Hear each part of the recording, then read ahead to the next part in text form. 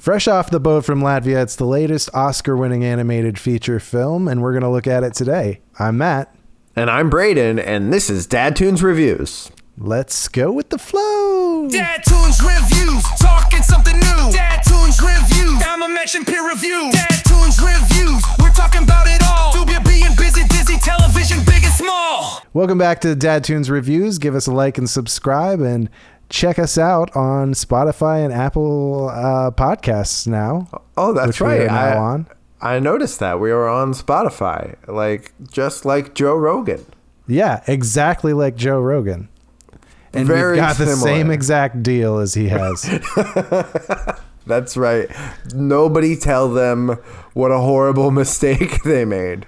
Yeah, we're raking in the millions. That's but today we're going to watch, or we have watched already, and we're going to talk about the movie Flow from 2024, which has been the latest Oscar-winning animated feature film. That's right.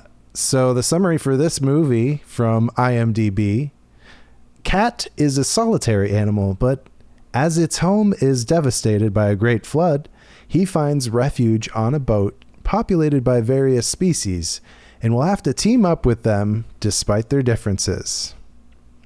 I know I kind of prompted you to go watch this film after I'd already seen it. What were your first impressions of the movie? Yeah, so I knew basically nothing about it. I knew that it won the Oscar for Best Animated Feature, and I knew that it was about a cat, and I had heard that there was no dialogue. That's a pretty good amount to know, but I knew nothing at all about the story, and I was fascinated. It helps that I'm a cat person. I love cats. I have a cat, and he's my best friend. And so that helps. But the animation was captivating. I have thoughts about it, but it had my attention the entire time. And the environments, that's what immediately drew me in. The forest at the beginning, and it was realistic in a great kind of way. The whole plot of the movie was all a complete surprise, and it was fascinating to watch. Definitely the environments stand out a lot. I think they feel a lot like the style that you see in Breath of the Wild, the video game. Yeah, I had the same thought. Yeah, because the shading is kind of flat. It's very painterly. So it's not wholly realistic. It's realistic in a sense. The water looks very realistic, but it's also not hyper realistic. The character animation is slightly cartoony, but also realistic in the way that Cat moves and things like that. It seems like they prioritize realism with the environment and with movement over realism for the characters themselves. Yeah, it was more focused on communicating personality. Which, considering this whole thing was made in Blender, the way they do communicate personality is impressive. Because these are animal characters, fairly realistic in the way that they behave, for the most part. But you can tell how they're feeling. You can get a pretty good idea of what they're thinking just by looking at them, even though they are fairly simplistic compared to the environment around them, which I think that means that it's animated pretty well. And it makes me think of things that I've heard from the 9 Old Men, the Disney documentaries I've seen of Disney animators. And that's what they talk about, is expression in the characters. And they nailed it in this, I think. Mm-hmm. Some other first impressions I had as I'm witnessing it, for the first time, because same as you, I didn't go in seeing a trailer or anything like that, not really knowing anything about it. I wasn't even fully aware that there was no dialogue going in. I kind of assumed it just from the look of it. But it was interesting to me as you get deeper in, it feels like you're gathering little hints and things about the environment, the way that it feels like it's post-apocalyptic. You don't see any people at all. And as you get further in and you see all this, everything, there's clearly like signs that people were there already. So it doesn't feel like it was, at first I was thinking, oh, this is like an ancient, culture or something like that. But then it doesn't feel like that, because then you have some more modern things like, a sailboat, you have, the windows, like actual glass. There was the giant statue of a cat. Those little things tell a story about the cat as well. The cat is kind of like, in a sense, a worshipped figure, it was used to having like a nice cushy life. There's statues all over the place. And the visual storytelling is really good, and it has to be for a movie like this to work at all. It has to be really good, and it was. And it was an interesting experience watching a dialogue-free movie, because not something I'm used to, and it really tested my attention span. You really have to pay attention. Like, if you look away, you miss something important, probably. This isn't a Netflix movie. This isn't one that you put on and you're doing the dishes and you're looking down and you're looking back up and all that. Same kind of deal with like anime. If you're watching an anime that is subtitled, you kind of have to be watching to understand what's going on, unless you know Japanese very well. That's right.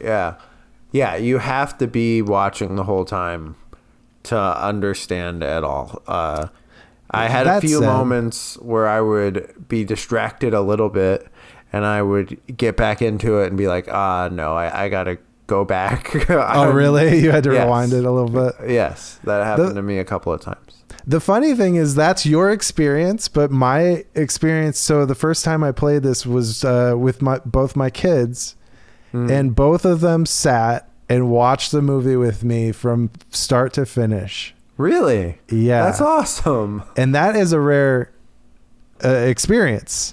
Yeah. That doesn't usually happen. Even, for even things that they like, they get distracted. But I think one of the reasons why this movie feels so, I don't know, in a way universally magnetic is because it doesn't have dialogue. The lack of dialogue and the focus more on like the interactions in the movie, I think it makes it a more easy film to digest, like across cultures and language barriers and things.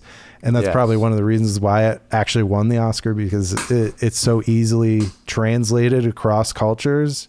Yeah, that's why things like physical comedy or slapstick comedy does so well worldwide, because you don't have to speak the language to get it. And it's easily understandable, I think, to all cultures that know about cats.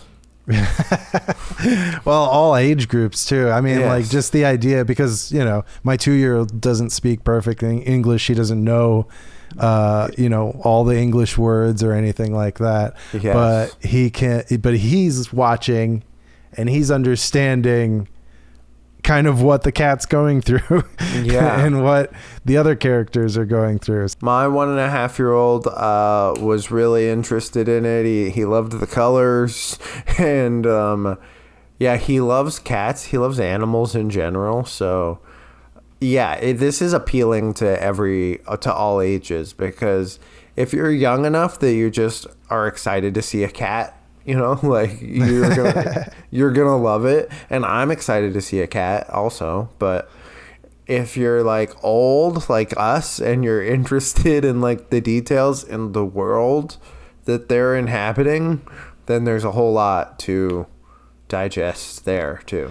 One of the other things I wanted to bring up too, just from my first impressions as well, because it's obvious when you start watching the movie, but the camera movements really bring you into the world and suck you in as well.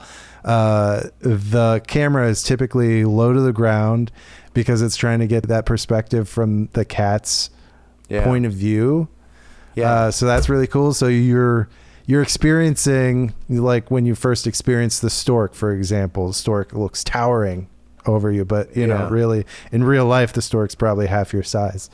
But when you're watching from the cat's perspective, it's like imposing, you know, and this flood is coming, and it's this fast, massive flood going all the way up to, you know, that giant cat statue mountain thing. Yes, another piece of great visual storytelling. That cat statue both helps the cat survive the flood and tells us, the audience, how severe this flood actually is. Yeah. I wonder how that capybara like decided to hop in that boat. Yes. And start just trucking along. He's like, whatever. Capybara. The capybara is like probably everybody's, aside from the cat, I think it's probably everybody's favorite animal in this movie. The capybara is pretty rad, yeah.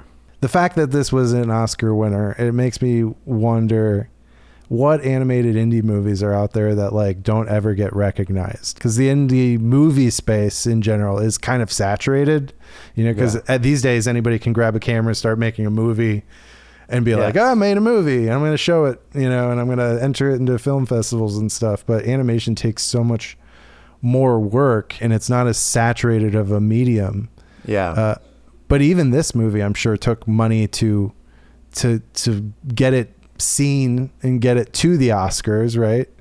Yeah, well, and just to be able to have enough time to produce something like this takes money, because you're not working a job. Instead you're working on this. So like, that costs money, just your time and effort. And I've worked like a very tiny amount. I took a class in college on how to do Blender. So I have a very cursory knowledge of it, but I know that animating a movie like this in Blender took a long time. Like, yeah, that's impressive, and it looks amazing. But Blender is an amazing program. Clearly you can make Oscar-winning movies on it. It is an amazing piece of open source software, and it's only gotten better over the last 10 years. The democratization of animation is coming. Like, a few guys with Blender can take a few years and make a movie and win an Oscar. Like, that's crazy. And it's amazing. Yeah. But you're right. It's going to encourage less talented people to make lower quality things. Sure. Yeah. I think everybody who is an artist in this sort of way, though, everybody has a journey, right? Mm-hmm. So you start out making not as good things, and definitely some people will encourage you and tell you to keep going, and that's really the key, is to keep going when it's not good. You just push through it. 100%. That's the only way that you get good. Yeah. Well, you have to be able to have the humility to be like, oh yeah, that wasn't good. Well, and also you have to be able to have a little bit of taste to be like, yeah, if I was in the audience, would I have liked that thing that I just did? Mm-hmm. And then you have to be honest with yourself and be like, no, I don't think I would have. And you keep doing that, and then eventually, if you do it often enough, you get good. And I will say, so this movie, let's get into the fun facts section here finally. Okay. Fun facts. So fun facts. Fun facts. All right. They're so fun.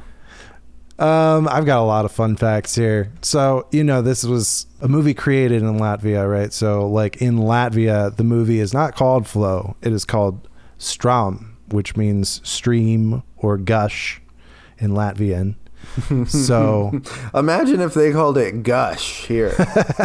Gush. Yeah. It probably wouldn't invoke the same feeling for some people. Yeah. Gush. Yeah, we're gonna watch Gush. It's also a Latvian surname. Straume is, that's oh, I see. Interesting. It's a pretty common last name. So this movie actually was adapted from a short film that the director, who we didn't even mention his name yet, his name is Gints Zilbalodis. Zilbalodis. Gints Zilbalodis. He made a short film in high school called Aqua in 2012. And it was about a 5-minute long movie. He has it on his YouTube page. It's very interesting to watch because it feels like an animatic version of this movie. There's like a rough version of the animated cat. There's the cat getting on a boat and swimming in the water and weird things that are fantastical happening. But to me, it feels like an animatic example of this movie. You're getting like rough animation. It's kind of, I don't even know what he used to make it. He actually made a feature film prior to this. It was about a 75-minute long movie. But that one he used Maya for, which is more of a film industry standard.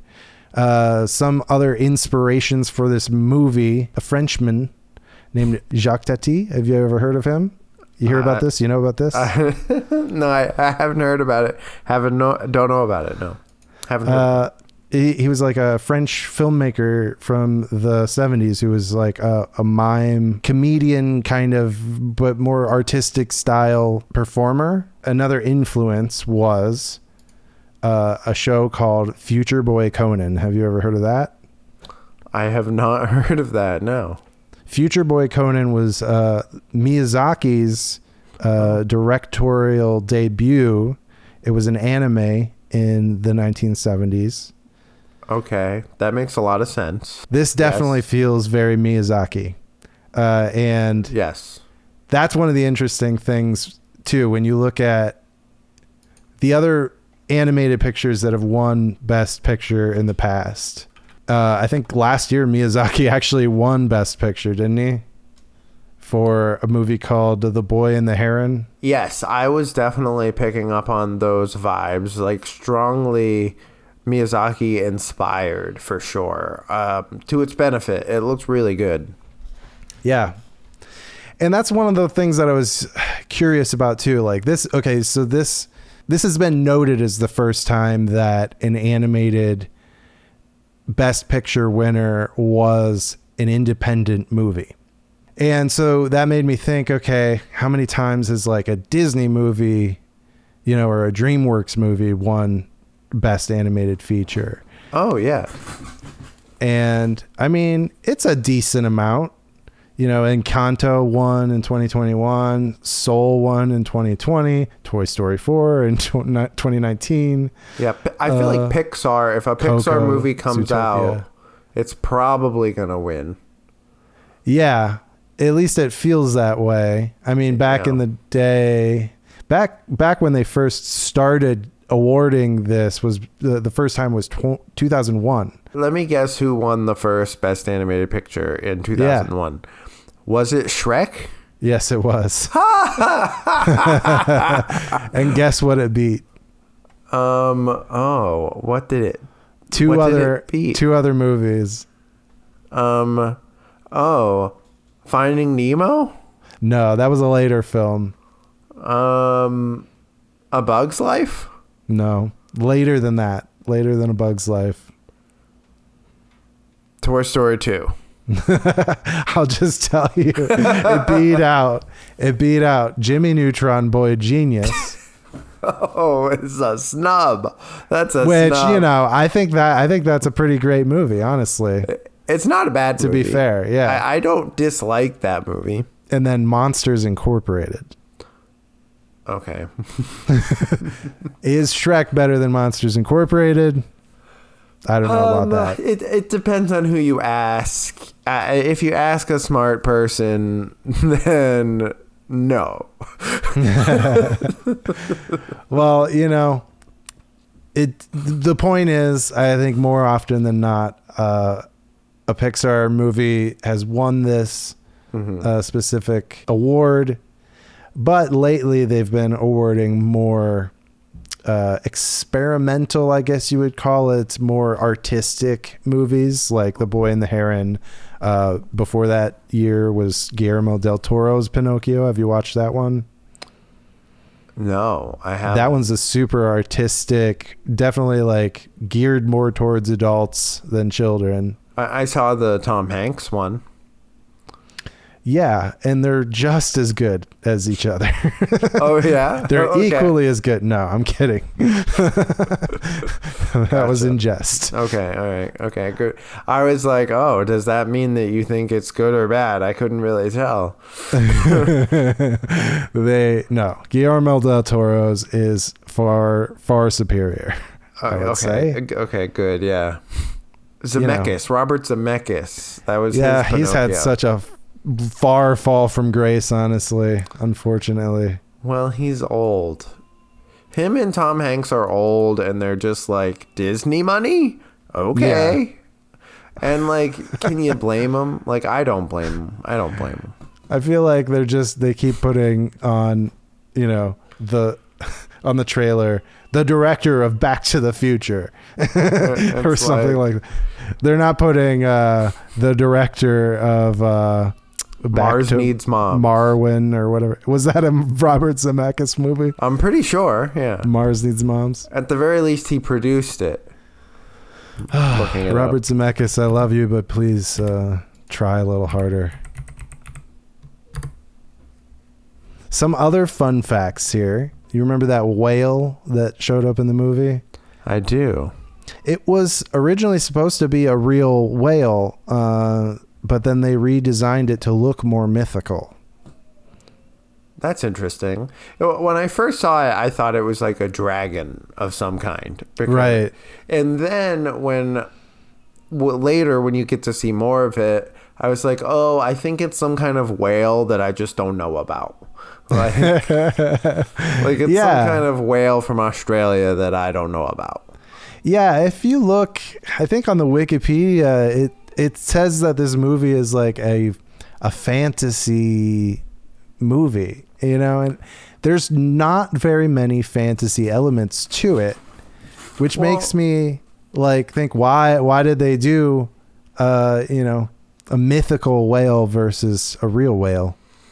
Well, I'd say the premise of the earth flooding suddenly and so severely is a little bit mystical. It's but it doesn't have to have magical elements to it for that to happen. It's not like, oh, that's a movie about the time the cat forest flooded. It didn't happen. It's made up. It's fictional. Yeah. It's just like, well, we'll talk about it in a little bit, but I've got some more fun facts for you right here. Okay. So let's have them. These are some fun facts. We're just throwing out fun fact after fun facts. So fun. These are so fun. Because of the film's popularity in Latvia, and this is the best performing Latvian movie of all time. It sold about 300,000 tickets in Latvia, so it is the best performing movie there. Okay. 300,000. Latvia is very small. Okay. And everybody in Latvia is just loving this, but they installed a statue of the cat from Flow. Oh. In one of their cities, Riga. So that's cool. That's really cool. So from now on, it's going to be kind of an icon there. Bill Hader named Flow as his favorite film of 2024, and he said he watched it 3 times. And that it made him want to get a cat despite being allergic to them. That's cool. Also, not really surprising to me at all that Bill Hader chose this as one of his favorites. I know Bill Hader is like super involved with Pixar. Like he is. Oh yeah. Well, he's in the Inside Out movies. He's in a lot of them. He's in a lot of their recent movies. He wasn't in the most recent Inside Out movie, which was weird. Was he not? He wasn't, no. Oh, so they just replaced his voice. Yeah, they replaced a bunch of voices. Weird. It is weird. And the new guy doing his voice, I think he's like not even trying to sound like Bill Hader. He's like doing his own thing with it, I think. Well, they didn't deserve to win this Oscar, so I'm glad they did not. But but no, Bill Hader, I think this is my conspiracy fan theory. And cut this and make it a TikTok conspiracy fan theory. Dun dun. I think, you know how the guy who voices Ham, what's his name? The guy from Cheers, who's in all the Pixar movies, John Ratzenberger. John Ratzenberger. Yeah, John Ratzenberger. Excellent. They'll just have to call you. Yeah. So they say that John Ratzenberger is like their good luck charm, and they cast him. He has like a small part in every movie that they do. Mm-hmm. And they say he's their good luck charm. And my conspiracy theory is that John Ratzenberger is John Ratzenberger or Burger? I think it's Ratzenberger. John Ratzenberger is getting old. He was old when he was in Cheers. He's getting old. Yeah. And they're like, I'm getting old. They're like, our good luck charm is gonna die. So we need a new good luck charm. So my fan theory is that they're training Bill Hader to be their new good luck charm. He has a small voice he's in Finding Dory. He has a cameo. He's in Toy Story 4. He's one of the carnies in Toy Story 4. That's right. He's got like little cameos. He is conspicuously absent from Inside Out 2, which is weird. But he's cameos frequently in their things, and I think they're training him to be their new good luck charm for once John Ratzenberger dies. Yeah, because I just looked it up, and John Ratzenberger has not had a role in most of the more recent Pixar movies. He was not in...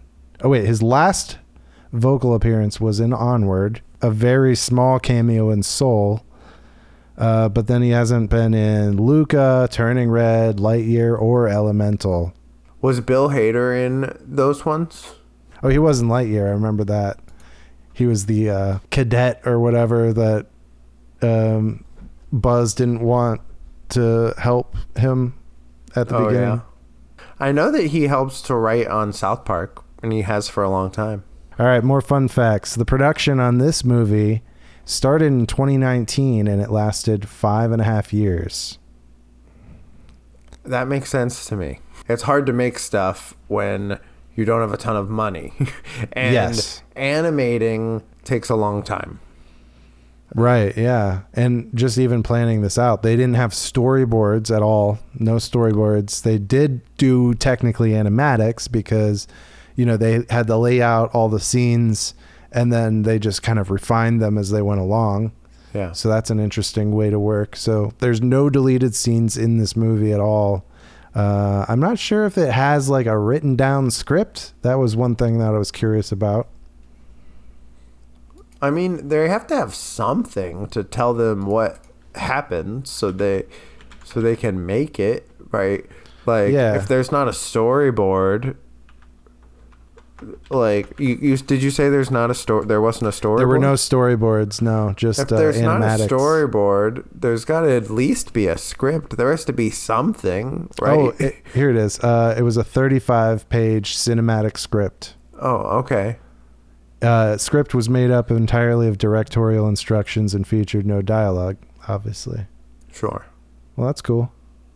Okay, that makes sense because there has to at least be, because they can't just literally be animating it spontaneously, like improvising as they go along. That would be incredible. Another fun fact here: so far, it has made a gross worldwide revenue of $29,544,168 on a $4 million budget. So I'm not sure at what point they got money to make the movie, but obviously that's much smaller than a Disney budget. But it's much larger than a budget like we have, you know, making a show like this. Which is basically negative zero. Budget. Yeah. Yeah. Which, you know, technically you could make a movie like this with zero budget, but it probably would take more than 5 years if you're trying to execute it this way. It would take forever. And like you wouldn't have time to have a job. Like you would need to sustain yourself some way. Yeah. And I'm not sure at what point it got a budget, you know, at what point people came in, because when the movie started production, it was just the director. It was just the one guy working on it. Oh, and that's another interesting part of this movie. The director kind of feels like this movie, in a way, like the cat is him. And he, as he was creating this movie, had to go through that sort of character development that the cat does, the character growth of, learning how to trust people and how to work with others.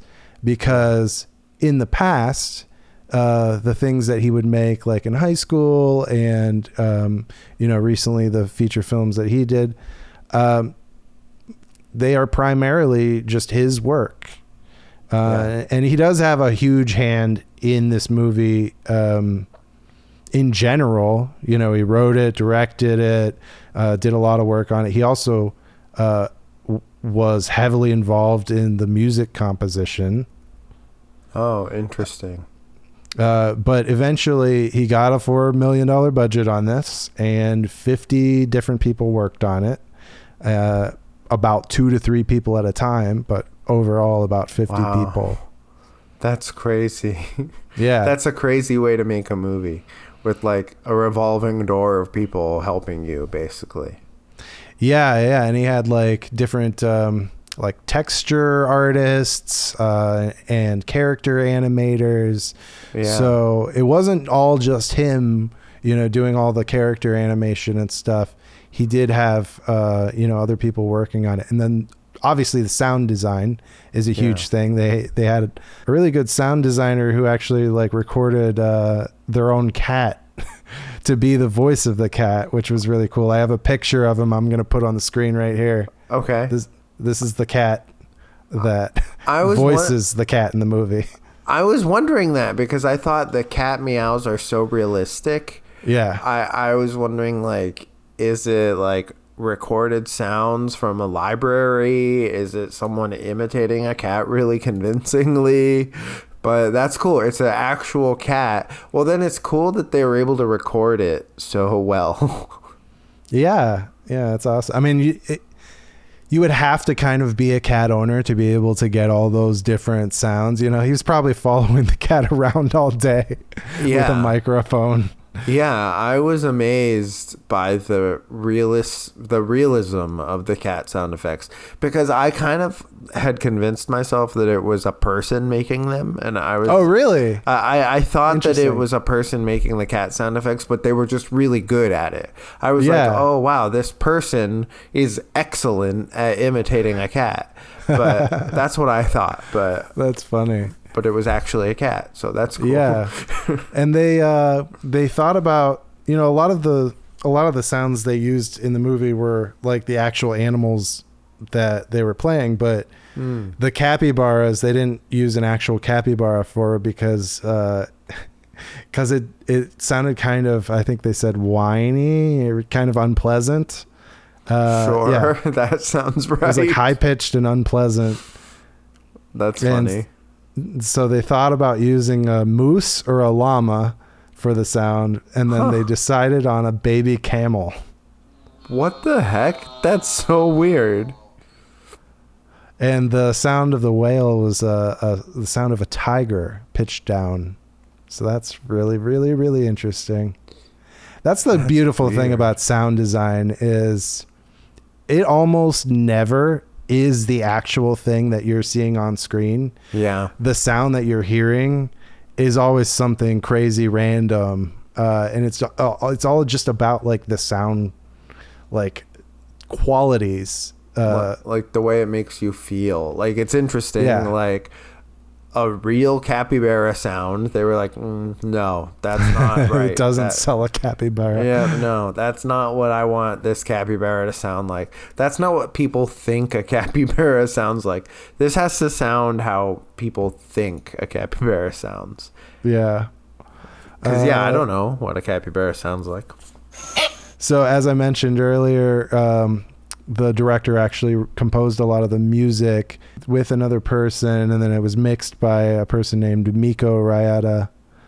And they actually recorded 7 hours of music, and only 50 minutes of it was actually used in the movie. So there's 7 hours of composition that they made for the movie. That's crazy. Yeah, it's really good music too. I think it's great as a film score. I think it matches perfectly with this movie. It was great. I made sure when I was watching this movie to like turn the volume up extra loud, because I thought if there's not going to be any dialogue, I have to make sure I'm like super tuned into the other sounds. So what do you think overall? Does this movie work? I would say overall, this is an excellent, it's a very simple story. It's your basic hero's journey story with a cat, told very simply, and the animation is interesting. It's simple in some ways, but it's always, I think, beautiful to look at and entertaining. And the story behind the production and how it was made is awesome. I think if their goal was to tell a compelling story with beautiful animation, yes, they achieved it. It worked. It's a simple story told very, very well. 8.5. I think it's fascinating that it won the Oscar. I think it deserved it. I think it's fair to say that it deserved that Oscar win. And it makes me excited to see what it means for the future of animation. Like, is it going to encourage more people to try things like this? I hope yes. Yeah, I definitely think this will inspire a lot of people. Just the idea that, I'm sure this had some sort of a paid campaign to get it to win, as all Oscar movies do. Nothing is pure anymore. No. And they are only just enacting the rule that if you are judging in the Oscars, that you have to see all the movies in that category. That is only now a rule. Isn't that crazy? Yes, that's crazy. That's ridiculous. How are you going to judge a movie against other movies if you haven't seen the other movies? So I personally can't say whether or not it actually deserved to win this Oscar because I haven't seen all the other ones. That's fair. I plan to watch the other ones, but I do applaud the artistic nature of this movie. Obviously, I think the filmmaker he's definitely an artist. If you look at his other works before this, he has a particular style and vision. And a lot of people might think that the style of this not being hyper realistic or, even hyper cartoony or just like the standard look that we would expect from a Pixar or Dreamworks movie. Yeah. You got to kind of flip the way you're looking at it. It's almost like this is the next step in this filmmaker's journey. If you don't know his past, which a lot of people won't yet, but his original stuff starts with such an abstract, like painterly style, very abstract. And now it's more real. Now he's like moving from kind of a dream state to like a dream-like quality. Yeah. If that makes sense. Yeah, no, that makes sense. Yeah, and it's exciting to see an auteur animator because I don't think we've seen that kind of thing in a really long time. Sure. So that's exciting. And yeah, the like democratization of animation, like the idea that anybody with Blender can make an animated movie. And I want to repeat the point. I really appreciated the character animation in this. The characters are super simple, but they do an amazing job of making them emote, making us understand. And that makes them relatable. Yeah. Yes. Relatable to adults, relatable to kids. This really it's a great family movie. Like I said, I watched it with my kids more than one time, and recalling it, my 5-year-old is like, oh, I love that movie, it's awesome. That's awesome. This movie really brought me back to my childhood watching a movie like Milo and Otis. Milo and Otis, another, you're focusing on, these little just animals, and that has a little bit of narration to tell the story, but the animals aren't speaking or anything. It's also makes me think of, Homeward Bound. That was a big part of my childhood as well. Like, animals finding their way home was a genre of movie in like the late 80s, early 90s. I would have liked a little bit of explanation. Like, I get why there isn't any, but because it's not the point. But I would have liked a little bit of closure, at least, like, what is this flood? What is this statue? I know it's not the point. So here's how you would solve that. You would have Morgan Freeman come in with a narration at the end as you pan out, as you zoom out and show the post-flood world. Yeah. And he goes, all along, they were here. They were trying, their destinies were with each other. And this flood came from God.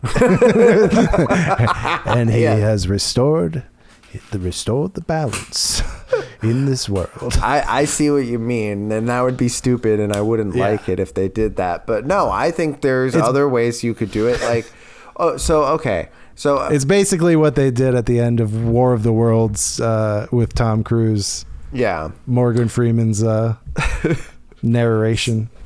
So, there. At the beginning, you see the cat lives in a home where someone is building cat statues. Someone is drawing cat statues.